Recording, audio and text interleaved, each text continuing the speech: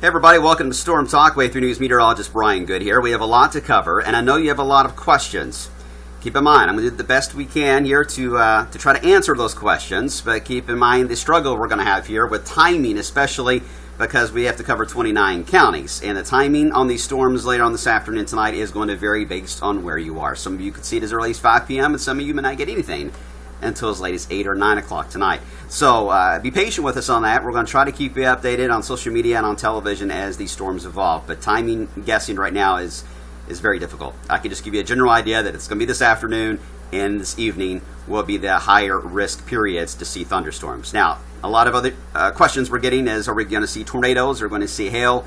All types will be there. Overall, the heavy rain and lightning and the hail threat look to be the major ones for the area that a lot of us could experience. The tornado threat is there.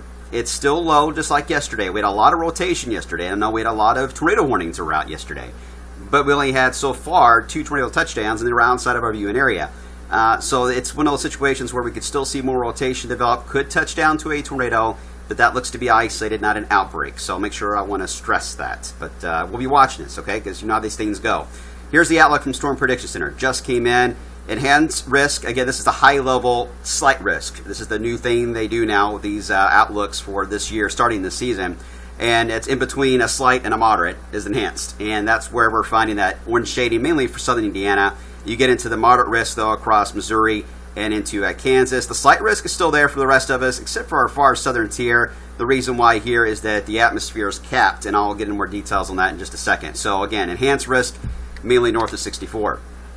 Tomorrow, this will get updated within the next 30 minutes. If it's different in a significant way compared to what you're seeing now, I'll let you know on the blog, on the written type before I publish it. But overall, it's still going to be the threat here. The enhanced risk where the storms initially pop tomorrow afternoon and evening, and then we get the leftovers after midnight for Thursday night. And then it's out of here. No risk for us on Saturday, or Friday, I should say. Yay, we finally get a chance to get a break.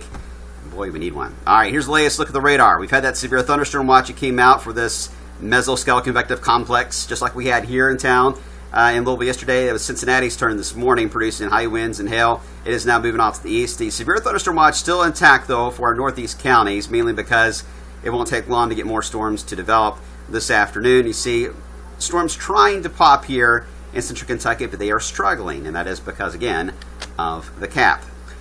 Here's sunshine breaking out, and a lot of you have been posting about that. Hey, Brian, sun's out. That's not good. No, it's not good. It's heating up.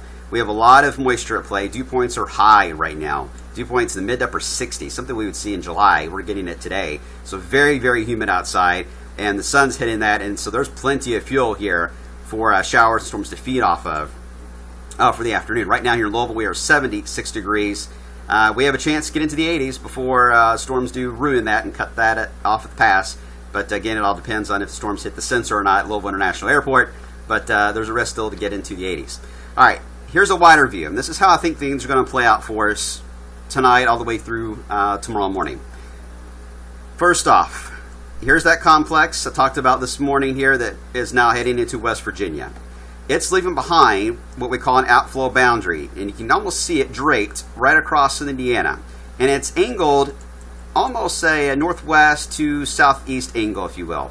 This is where storms will likely pop, will be along this boundary. Now, the atmosphere is not primed to pop in the southern part, so the northern part is more likely to pop first, and that would be southern Indiana. That's why the enhanced risk has been issued for that area. So I think we'll see storms pop along this boundary.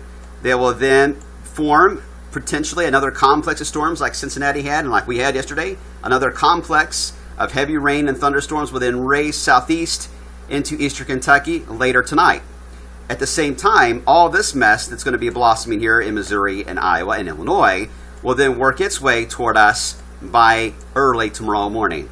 So we're not going to have much of a break between our mess here this evening and this activity here in Missouri for tomorrow morning. Maybe a few hours overnight, and that's about it. So that's how it looks to me, how this is all going to play out for us tonight. And the devil's in the details, as they say. All right, let's talk about the cap issue here. This is a sounding from the weather balloon that was launched this morning from Nashville, Tennessee. Now, we do not launch balloons here in Louisville. The closest spots they launch balloons is Nashville and Wilmington, Ohio, which is basically Cincinnati. Basically because we can usually get a good idea of the atmosphere in those two locations, and that's how the government has spaced out all the cities that launch balloons. So based on this, just like you would see in a normal sounding we look at for snow all the time, this is the ground level, and here is the sky way high. What we're looking for here is what we call like an inversion, where we see the lines flatten out. It's what we call basically a cap, and we see that above 850 millibars, close to about 800 millibars it looks like, is where there is the cap. You see how the lines kind of flatten out here.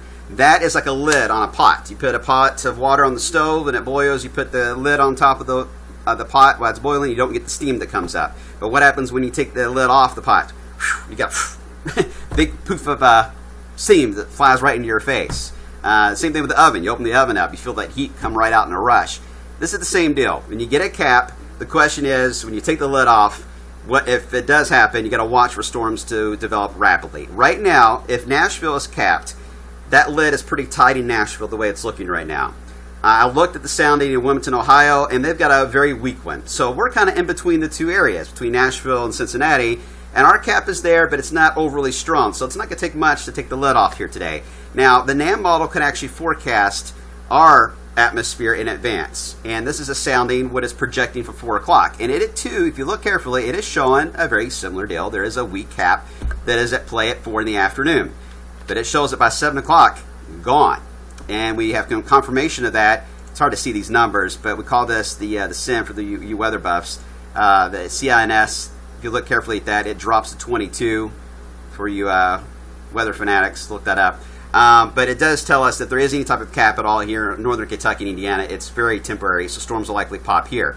But the closer you are to Nashville, more that lid is going to be on tight and keep you protected from the bigger storms. That's the reason why the slight risk doesn't go all the way down into Tennessee. It stops at a certain point because of that capping. So there's warm air aloft that prevents the storms from breaking the cap. I hope that makes sense. I'm trying to get too technical here, but I wanted to explain the terminology the best that I can so you understand why the Storm Prediction Center, why these maps are drawn the way they are. There's several things and factors that go into this, and that's just one aspect of it. Okay, enough nerd talk for right now. So here's the latest look. I got more nerd talk. Here we go with the latest on the SPC analysis. Here's the wind shear for this afternoon. A lot of wind shear out here in Missouri and to Kansas. I mean, these storms are going to be tremendous when it comes to wind energy for later today. And we've got some wind energy across Indiana and northern Kentucky, so it's decent. We look for values around 40 or higher. We've got that very close, so yeah, there could be some damaging wind gusts by all means. We look at the potential for supercells. That looks to be highest across southern Indiana, where the enhanced risk is. And it's very high in Missouri, by the way, where the moderate risk is. Supercell index tells us that when the storms pop, that lid comes off initially on that outflow boundary in Indiana, they can become supercellular right off the bat. At that point, we've got to watch for the potential for tornado warnings to be issued. And the helicity values, the ability to have some spin going on, is the highest across southern Indiana right when the storms pop. So what we're going to be watching for this late afternoon into this evening, timing again, I can't get specific just yet, but at some point this afternoon, we'll start to see some cells pop in Indiana. Got to watch those for the ability to rotate and could get maybe a tornado warning or two out of that. I'm not going to say tornadoes are likely. I'm just saying that is the area, if they're going to happen, is most likely to happen. Once they form, they'll then bump into each other. These cells will become one big blob of heavy rain. And at that point, it's mainly just gusty winds, but a lot of heavy rain and lightning will become the main threats. In fact, look at the dew point forecast this afternoon. Anywhere you see this shade of green here is lower 60s, but upper 60s, close to 70-degree dew points, not lighter green. That is very high, so the amount of moisture these storms can feed on is tremendous. All right, show you a couple models. Here's RPM. It's showing the storms blossoming the cells and then moving in as a complex around 9 o'clock through the area. So if you look at this model, you want a timing, it says Louisville 8 or 9 o'clock. Later to the south. Here's our break. It is short and temporary because the storms in Missouri and Illinois arrive here at 11 in the morning. Say you break for a while, and then the main cold front finally moves through Thursday night, early Friday morning. We'll talk more about that tomorrow. Here's the high-res model here, and it's already showing supercells on us at 1 o'clock. Obviously, they're not there, so this model is struggling a little bit.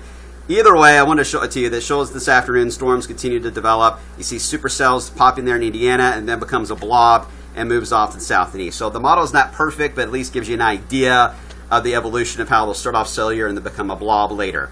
Potential is there, though, for some heavy rain, 1 to 2 inches. Certainly can fall out of this kind of setup, but some areas could exceed 4 inches. And we don't want that, but that is possible. All right, I hope I was clear as mud on all this, guys. Just keep in mind, we're going to watch it carefully throughout. No need to get worried or upset. or anything like that, just know that it could be active later today and tonight. Make sure you got your app, make sure you got your weather radio plugged in, and keep it on Wave 3 News, because we're going to be here watching it, and we'll get you through it, and then we'll get some sleep later, and we'll do it again tomorrow. Catch you soon.